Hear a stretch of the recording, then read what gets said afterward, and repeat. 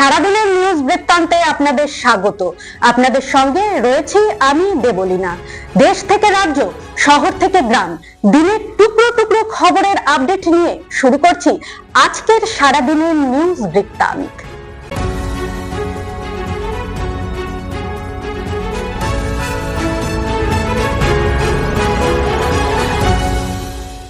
সারাদিনের নিউজ বৃত্তান্ত নিবেদন করছেন জুয়েলার্স, সোনা যা সর্বক্ষণের। Agnishwar jewellers, NS road, Raiganj. Shri Dhaka jewellers, আভিজাত্যের গয়না। ত্রিনয়নী জ্যোতিষ কার্যালয়, শ্যামপুর মোড়, দেবীনগর, রায়গঞ্জ। নেশামুক্ত সমাজ করতে Raiganj unity foundation, Rupahar, Raiganj. North বেঙ্গলের সেরা সুপার স্পেশালিটি হাসপাতাল Jibanrekha. Spectrum health care diagnostics, Apollo clinic, এখন রায়গঞ্জে।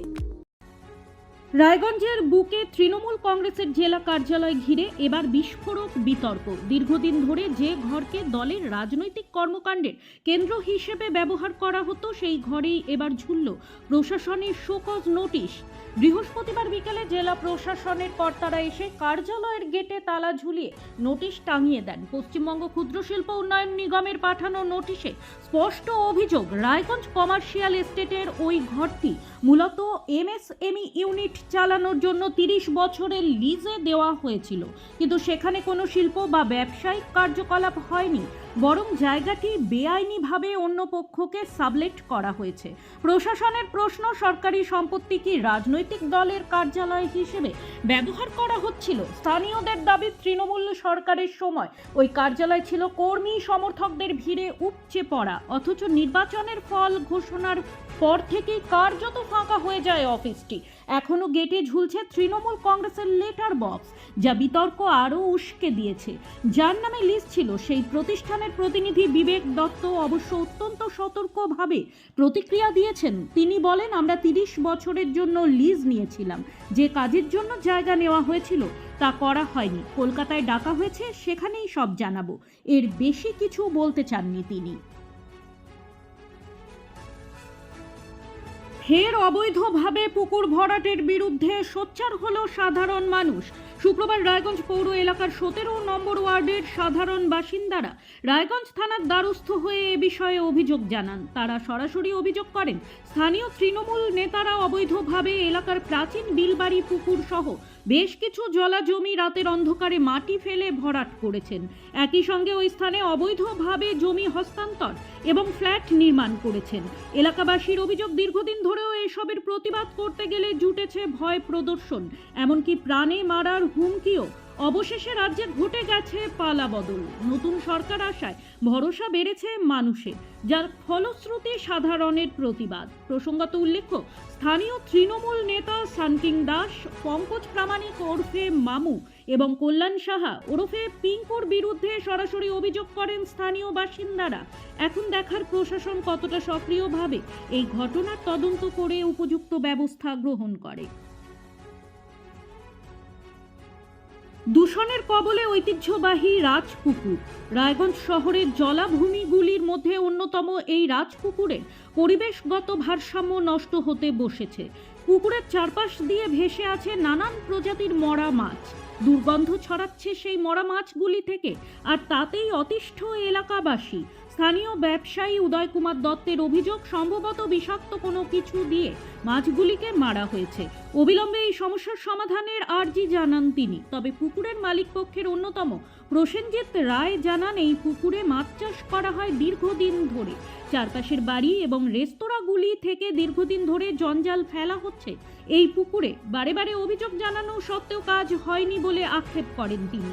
অতি দ্রুত এই পুকুর পরিষ্কার করার ব্যাপারে তিনি সচেষ্ট হবেন বলে জানিয়েছেন।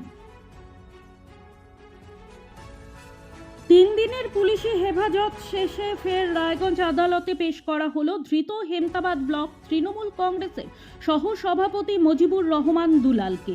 শুক্রবার তাকে আদালতে পেশ করে পুলিশ। উল্লেখ্য, সরকারি দপ্তরে চাকরি পাইয়ে দেওয়ার নামে 8,50,000 টাকা নেওয়ার অভিযোগ ওঠে তার বিরুদ্ধে। সোমবার শিলিগুড়ি ইস্কন রোড থেকে তৃণমূল কংগ্রেসের ব্লক সহ সভাপতি মজিবুর রহমান দুলালকে গ্রেপ্তার করে হেমতাবাদ থানার পুলিশ। 2023 সালের সেপ্টেম্বর মাসে হেমতাবাদ থানায় লিখিত অভিযোগ দায়ের হয়। সেই অভিযোগের ভিত্তিতে মঙ্গলবার অভিযুক্ত মজিবুর রহমান দুলালকে রায়গঞ্জ জেলা আদালতে পেশ করে 3 দিনের পুলিশি হেফাজতে নেওয়া হয়। পুলিশি হেফাজত শেষে আজ তাকে ফের রায়গঞ্জ আদালতে পেশ করেছে পুলিশ। প্রতিদিনের প্রতি মুহূর্তের খবরের আপডেট পেতে চোখ রাখুন নিউজ বৃত্তান্তের ফেসবুক পেজে। সাবস্ক্রাইব করুন নিউজ বৃত্তান্ত ইউটিউব চ্যানেলকে।